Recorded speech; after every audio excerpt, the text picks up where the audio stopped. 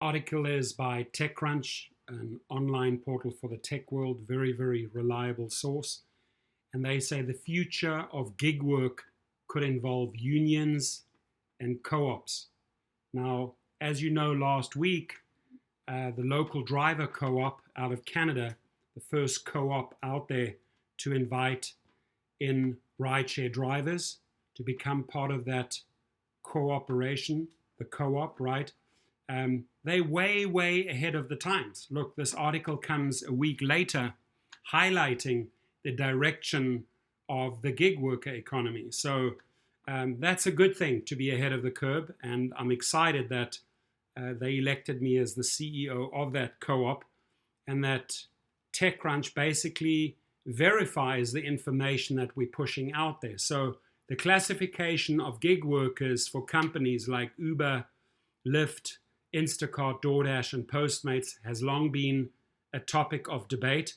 Since California Worker Protection Bill AB5 became law, some companies have gone to great lengths to continue classifying workers as independent contractors.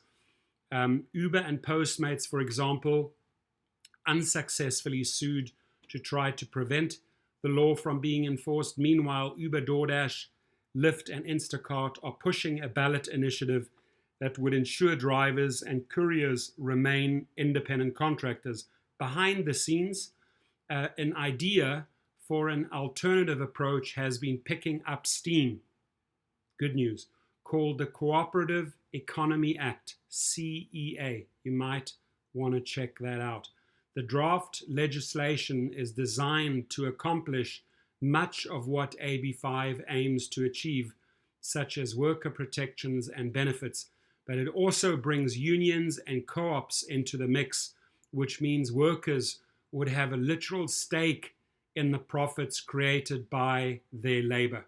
That is the cool thing. Let me repeat this, which means workers, the drivers, would have a literal stake in the profits created by their labor. Meanwhile, the act would also relieve companies of their direct employment responsibilities while allowing them to comply with AB5.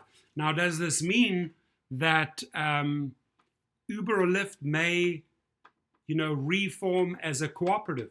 Could be, right? Because it does relieve them of a lot of those employment responsibilities.